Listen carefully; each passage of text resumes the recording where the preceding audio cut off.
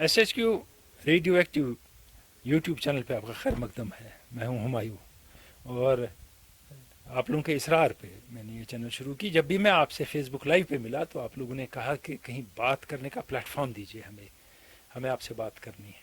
तो SHQ radio active Facebook page है, community है, स्क्वायर है जहाँ आप मिल सकते हैं, यूट्यूब है जहाँ आपसे बात हो सकती है, और हम मेंटरिंग करेंगे, काउंसलिंग करेंगे, मुख्तलिफ मुद्दों पे बात करेंगे। और अगर आप कोई चीज़ रेज़ करना चाहते हैं, कोई चीज़ पूछना चाहते हैं, कोई ऐसी आपके बारे में आपके सामने कोई मसला है या कोई चीज़ आपको सता रही है, दिमाग में है, आंसर नहीं मिलता है, आप उस फेसबुक पेज पे वो लिख दें।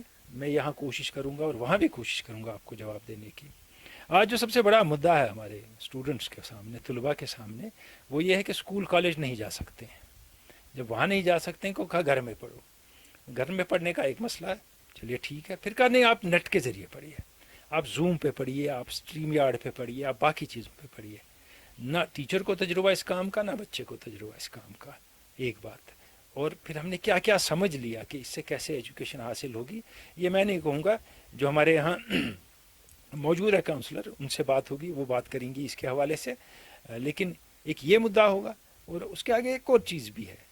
कुछ लोग ऐसे हैं जो कभी पढ़ नहीं रहे थे, लेकिन बड़ी मुश्किल से स्कूलों तक पहुँचे थे, काम धंधा छोड़ के छोटे मोटे चाइल्ड लेबर में लगे थे। उनका क्या होगा अब? क्या वो वहाँ वापस जाके, इस वक्त फिर चाइल्ड लेबर में लगे हैं, घर के लिए रोज़ी कमा रहे हैं, क्या वापस जाके वो फिर से पढ़ सकेंगे? ये दूसरी बड़ा सीरियस इशू है हमारे सामने। हमारे साथ इस वक्त मौजूद है अजरा गुल, ये कम्युनिकेशन और डॉक्यूमेंटेशन मैनेजर हैं एक NGO में, नेशनल लेवल के, मुंबई में या बॉम्बे में, जो आप उनको कहें। और ये जो ह्यूमन ट्रैफिकिंग और चाइल्ड ह्यूमन ट्रैफिकिंग और रिहेबिलिटेशन में काम करते हैं बच्चों के। इनने मैस कम्युनिकेशन में ऑनर्स किया है लेडी श्री राम कॉलेज दिल्ली से। उसके अलावा इनने मास्टर्स किया MCRC जामिया से मैस कम्युनिकेशन में। यूथ की आवाज़ की 2 साल कैंपस एडिटर इन चीफ रही हैं ये हैं अजरा गुल। अजरा, मैंने बात की शुरू में कि इस वक्त बच्चे जो हैं हमारे, आप यंग हैं, मैं इसलिए आपसे जानना चाहूँगा क्योंकि आप बच्चों के साथ काम भी कर रही हैं, एक बात। दूसरी बात आपके साथ रिलेटेड ये है कि आप खुद इस दौर से गुजरी हैं। तो मुझे बताएं कि जो हम नेट पे पढ़ा रहे हैं, इसका कैसा इम्पैक्ट होगा, कैसा रिस्पांस होगा, बच्चे डेवलप कैसे होंगे, और क्या ये इवनली डिस्ट्रीब्यूटेड है?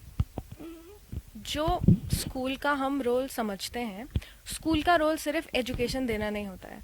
अगर हम साउथ एशिया में या डेवलपिंग कंट्रीज़ में स्कूल का रोल देखेंगे तो स्कूल के बहुत रोल्स हैं। पहला रोल तो किसी भी एजुकेशनल इंस्टीट्यूशन का है, सोशलाइजेशन है। तभी हम लोग स्कूल जब जाते हैं या कॉलेज जाते हैं, टीचर्स से इंटरैक्शन, आपके पेयर्स से इंटरैक्शन, आपस में इंटरैक्शन, आपकी डेवलपमेंट में वो हेल्प करता है। दूसरा, ये इंडिया में राइट टू एजुकेशन है। राइट टू एजुकेशन से क्या होता है कि हम वो सब बच्चे जो अदरवाइज स्कूल नहीं पहुंच पाएंगे, हम उनको एक हक देते हैं कि पढ़ाई आपका बेसिक हक है। अब अगर मैं उस हक में एक क्लॉज डाल दूं, आपका सिर्फ तब हक है जब आपके पास इंटरनेट होगा या कंप्यूटर होगा या आपके पास स्मार्टफोन होगा, तो वो अब जो बच्चे, हम एक टर्म यूज करते हैं डिजिटल डिवाइड, वो डिजिटल डिवाइड पार्टीशन में बदल जाएगा। इंडिया में इस वक्त सिर्फ 500 मिलियन लोगों के पास इंटरनेट है, यानी कि 1.3 बिलियन की पॉपुलेशन में से एक बहुत बड़ा चंक है जो इंटरनेट एक्सेस नहीं कर सकता है। जब आज आप कह देते हैं कि सब बच्चे सिर्फ ऑनलाइन पढ़ाई करेंगे, हमारे दिमाग में बच्चों का एक आइडिया है, और वो बच्चा मिडिल क्लास और अपर मिडिल क्लास बच्चा ही है। जो बच्चा माइग्रेंट्स का बच्चा है, जो बच्चे के पेरेंट्स डेली वेज अर्नर्स है, वो बच्चा हमारे जहन में ही नहीं आता है जब हम एजुकेशन की बात करते हैं, खासकर ऑनलाइन एजुकेशन की बात करते हैं। या जो बच्चा घर से बहुत दूर है, यानी या इंटरनेट से बहुत दूर है, या कश्मीर जैसा नेटवर्क है जिसके पास, या दूर दराज गाँव में है। अतरा, एक और बात आप बताएंगी मुझे कि इसमें एक और मुद्दा ये है कि घर में कितने स्मार्टफोन हैं? अगर मिडिल क्लास भी है, 3 बच्चे हैं घर में, तीनों की क्लास है दिन को, स्मार्टफोन 2 हैं, 1 है, घर से बाहर चला गया मदर या फादर के साथ, फिर उनके पास क्या बचा? उनको कौन सा टाइम मिलेगा? उनका टाइम कैसे डिवाइड हुआ? तो बहुत तरह के बच्चे हैं। पहले वो बच्चे हो गए जो हम बोल रहे हैं अपर मिडिल क्लास या मिडिल क्लास बच्चे, जिसमें घर में एक स्मार्टफोन होगा। अब जैसा आप कह रहे हैं, एक स्मार्टफोन है, बच्चे 2 हैं, किस बच्चे को प्रायोरिटी मिलेगी?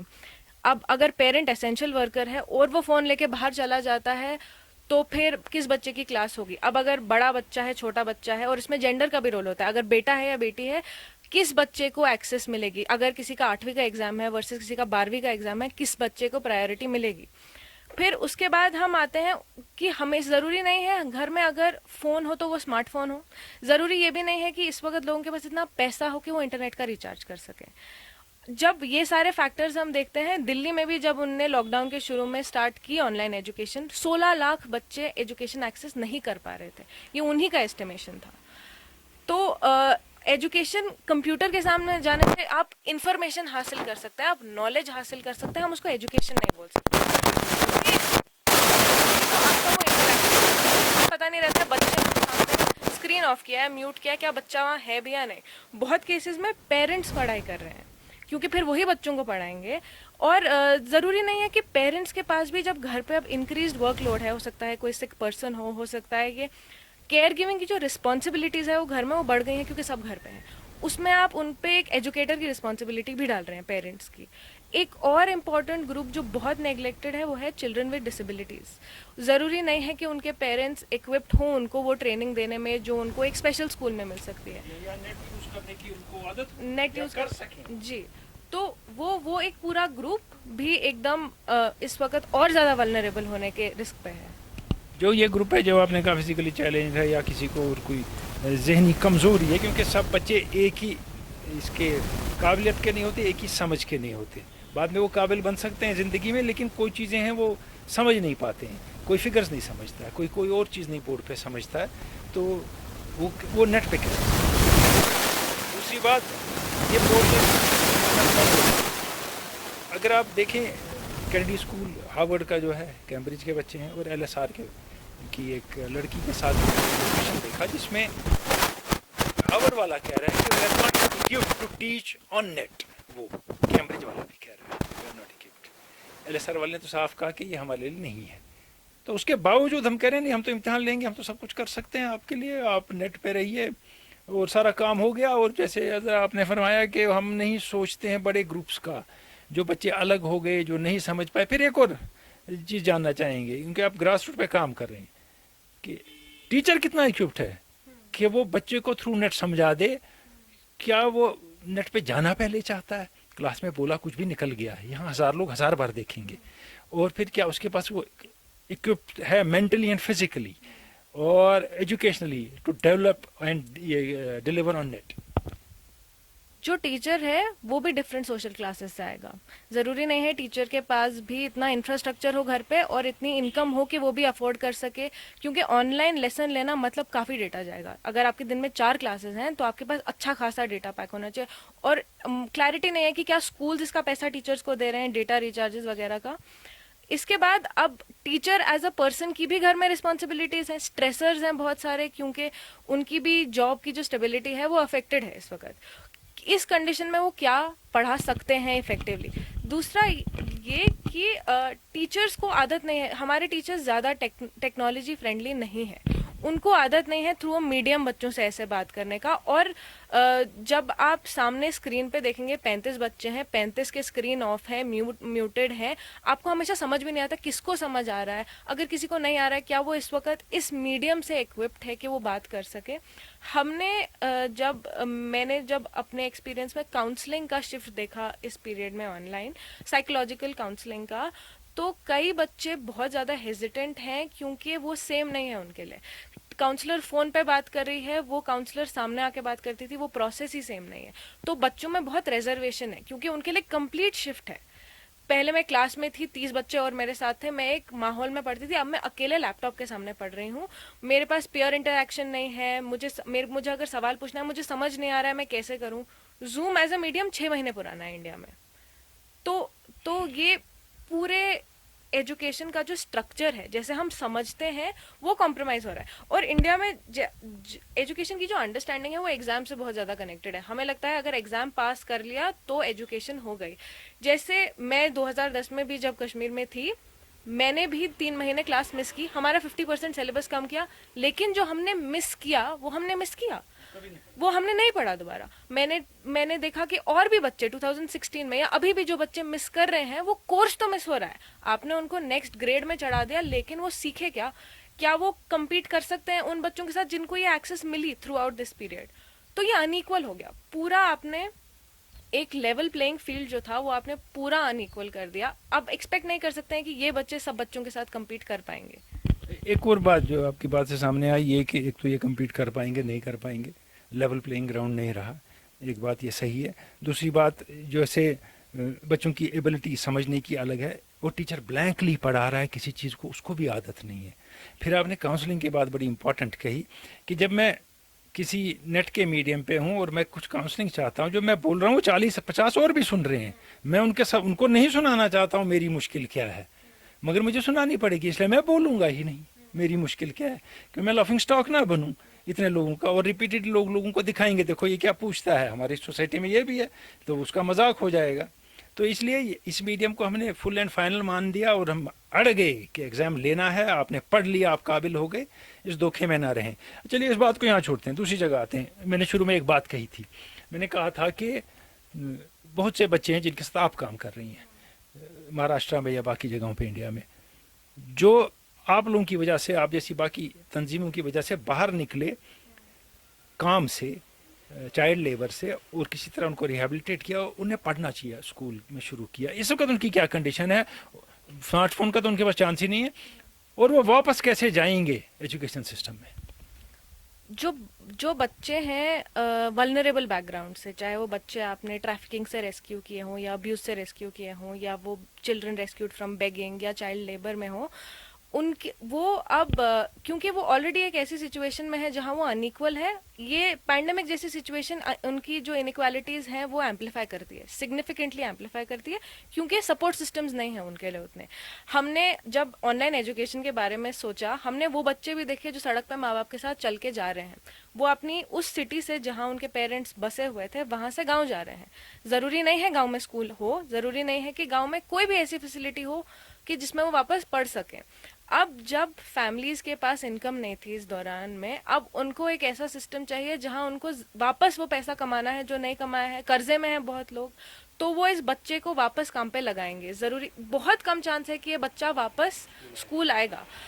कई जगह पर हमने पेरेंट्स को कन्विंस किया था, खासकर हमने लड़कियों में देखा है कि लड़कियों में बड़ी लड़की को केयर गिवर माना जाता है। सपोज करें 8 साल की भी अगर बच्ची है और घर में 5 साल का बच्चा है, 8 साल की बच्ची को माना जाता है कि ये ख्याल रखेगी, माँ बाप काम करेंगे। कई एफर्ट्स के बाद ऐसे बच्चों को भी स्कूल लाने की कोशिश की गई थी, वो शायद अब नहीं हो पाएगा। इसके रहते चाइल्ड मैरिज के इंस्टेंसेस बहुत बढ़ रहे हैं, क्योंकि लोगों को लग रहा है इस वक्त इजीली कर सकते हैं, सस्ते में हो जाएगी, और जहां हो रही है उनको भी खेत में कोई एक इंसान काम करने के लिए चाहिए, उनको भी चाहिए कि कोई और अर्निंग मेंबर आ जाए। तो वल्नरेबिलिटीज कई तरह से बढ़ रही हैं। एक और इसमें इम्पोर्टेंट जो एस्पेक्ट है, बहुत बच्चे घर में नहीं रहते हैं, वो चाइल्ड केयर इंस्टीट्यूशन में रहते हैं, वो ऑर्फनेजेस में रहते हैं, वो होम्स में रहते हैं। वो होम्स भी इक्विप नहीं है इन बच्चों का ख्याल रखने के लिए। वो होम में 30 बच्चे रहते हैं, और अगर चलिए 5 भी स्कूल जा रहे थे, वो इस वक्त इतना बड़ा रिस्क नहीं ले सकते हैं कि इन 5 बच्चों के चलते हम 25 और को रिस्क पे डालें, क्योंकि उनके पास बहुत बच्चों की रिस्पॉन्सिबिलिटी है। तो ये बच्चे भी बहुत नेग्लेक्ट होने के रिस्क पे हैं। खास जितने भी बच्चे चाइल्ड केयर इंस्टीट्यूशंस में हैं, उनके लिए प्लान नहीं है। उनके लिए प्लान नहीं है, वो क्या करेंगे और उनको क्या हासिल होगा। पहले अब ये बहुत इंपॉर्टेंट बात आपने कही कि एक तो अर्निंग हैंड एक्स्ट्रा मिला, अगर शादी हो गई दूसरी चीज़ भी है, ये लोगों को अजीब लगेगी, लेकिन जो सिचुएशन है उसमें, और हमने ये वैसे पहले भी देखा है, गुर्बत की वजह से घर से एक खाने वाला कम भी हो गया, कि अब हमारे घर में एक को कम खाना देना है, दूसरे के घर में जाके काम करेगा, उनको तो फ़ायदा होगा, लेकिन हमारा ये पैसा बच गया। उसी लेवल पे लोग ज़्यादा जीते हैं। हम इस गलत फहमी में ना रहें, स्मार्टफोन पहन के घूमते फिरते, कानों में ईयरफोन लगा के सारा इंडिया घूमता है, ये बहुत कम लोग हैं जो ऐसे आसूदा हाल हैं। ज़्यादा लोग जो हैं वो उसी लेवल के हैं, उसी मुश्किल में हैं। देखो ज़रा फाइनली आपसे एक चीज़ पूछेंगे, आपने सारी चीज़ें बहुत अच्छी तरह बता दी। अब जब बच्चों का एग्ज़ाम हो जाएगा, उसका कोई प्रोसेस सर्टन नहीं है, तो बच्चा कितना खुश होगा, कितना होगा एग्ज़ाम देने में, खासकर 10वीं और 12वीं का, खासकर ग्रेजुएशन का, क्योंकि इसके बाद ये कट ऑफ्स हैं लाइफ के। इसके बाद आपको किसी हायर स्केल पे जाना है, वो या घर बैठी एजुकेशन लेके कुछ अजीब सा फ्रेगमेंटेड सा सिस्टम है, उसे एग्ज़ाम दे के क्या वो फर्दर फिर कम्पिटिटिव टेस्ट होंगे, 12वीं के बाद कहीं और जाना होगा, ग्रेजुएशन के बाद किसी बड़े कॉलेज में जाना या यूनिवर्सिटी में जाना होगा, या उसको वहाँ दुश्वारियाँ होंगी, मुश्किल होगी कि वो कर पाएगा क्योंकि उसको घर में पढ़ाया है। ये बच्चे की सोशियो इकोनॉमिक कंडीशन पे डिपेंड करता है। अगर बच्चा मिडिल या अपर क्लास फैमिली से है, उसके पेरेंट्स हो सकता है अफोर्ड कर सके कि ट्यूशन लगाएं, काउंसलिंग करवाएं, ऐसे उसको फैसिलिटीज दे जिससे वो compete कर सके। अब जिस बच्चे के पास ये नहीं है वो सफ़र करेगा। इसके अलावा भी ये माइलस्टोन्स हैं, 10th 12th ग्रेजुएशन, आपको सडनली ग्रेजुएट होना पड़ रहा है। आपके पास पहले सपोज मार्च में 6 महीने थे या 3 महीने थे, अब आप all of a sudden graduate हो चुके हैं। अगर आपके जैसे हायर एजुकेशन में कुछ प्रोजेक्ट्स होते हैं, आपकी एक डिसर्टेशन होगी, या अगर जैसे मेरा कोर्स था एक फिल्म होगी, वो सब आपने नहीं किया, आप हो गए ग्रेजुएट, तो वो फुलफिलमेंट नहीं आई अपने कोर्स से भी कि मैं I was working toward something, वो हुआ ही नहीं, कुछ हॉलो रह गया। इसके बगैर भी जो 10th 12th के बच्चे हैं, उनका जो कोर्स मटेरियल रह गया वो रह गया। अभी बाहर के केस में क्योंकि उनका सेशन मार्च डिपेंडेंट है, ज़रूरी नहीं है उनका कोर्स रहा हो, लेकिन जैसे कश्मीर जैसे रीजन्स हैं वहाँ बच्चे बहुत अफेक्टेड हैं क्योंकि कोर्स बहुत ज़्यादा, हमने एक साल में 2 हफ्ते स्कूल अटेंड किया है, तो हमारा कितना सारा कोर्स हमारा ऐसे ही रह गया। हमने ऑनलाइन पढ़ा, नोट्स के थ्रू पढ़ा, लेकिन वो हमने पढ़ा नहीं, वो हमने बस एग्जाम क्लियर करने के लिए हमारे पास कुछ पॉइंटर्स थे, वो हमने दिमाग में रख लिए और एग्जाम में जाके लिख दिया। हमने कुछ हासिल नहीं किया। अगर आप आज यहाँ 11th 12th 8th के बच्चे से एक्चुअल में पूछेंगे तुमने क्या सीखा है एक साल में, उसके पास आंसर नहीं होगा क्योंकि उसने सिर्फ एग्जाम क्लियर किया है। और ये मैंने भी अपने टाइम देखा है, मैंने एग्जाम क्लियर किया है, 8th में भी 10th में भी, मैंने सीखा नहीं है इन दैट सेंस, क्योंकि क्लासरूम इंटरेक्शन बहुत ज़रूरी है, उसका सब्सटीट्यूशन है ही नहीं ऑनलाइन एजुकेशन। सही बात है कि क्लासरूम का कोई सब्स्टिट्यूट नहीं है। नहीं तो फिर अब जो फिनलैंड जैसा मुल्क है जहाँ सबसे ज़्यादा डेवलप्ड है एजुकेशन, उन्हें स्कूल बंद कर दिए होते। 2008, 2010, 2014, 2016, अब 2019, अब 20, हम इन दौर से गुजरते आए हैं। और जो हमारे बच्चों का रह गया सो रह, कैसे प्रिपेयर होंगे, क्या करेंगे, अब इसी सिचुएशन में बेस्ट ढूंढना है। हजरत लास्ट में मैंने सोचा था इस पे कंक्लूड करेंगे, लेकिन लास्ट पे आपसे जानेंगे इस सिचुएशन में बेस्ट क्या है बच्चे के लिए। इससे तो जो है वो तो फेस करना ही करना है उसको, तो वो क्या करे, मेंटली साइकोलॉजिकली कैसे हैंडल करेंगे। सपोर्ट सिस्टम्स बहुत ज़रूरी हैं। जैसे एक बच्चे के लिए ये बहुत ज़रूरी है कि उसके पास कोई हो बात करने के लिए। बात करने का मतलब ये नहीं है कि आपको सोल्यूशन देना है, लेकिन उसके पास ये स्पेस हो कि वो अगर आपसे अपनी प्रॉब्लम शेयर करे या बोले मुझे सब एजुकेशन से ही रिलेटेड मैं नहीं समझ पा रहा हूँ या समझ पा रही हूँ ऑनलाइन क्लासरूम, तो आपका पहला रिएक्शन ही हो रहा है लेकिन फलाना के बच्चे तो समझ रहे हैं, उनको तो एकदम आ रहा है समझ, तुम्हें ही समझ नहीं आ रहा है, कंप्यूटर भी दिया है, इंटरनेट भी दिया है, फिर भी तुम्हें नहीं आ रहा है। उसको गिल्ट में भेजने की जरूरत नहीं है, उसको ये फील नहीं करवाना है कि तुम में प्रॉब्लम है, तुम्हें तुम्हें इसलिए ऐसा महसूस हो रहा है।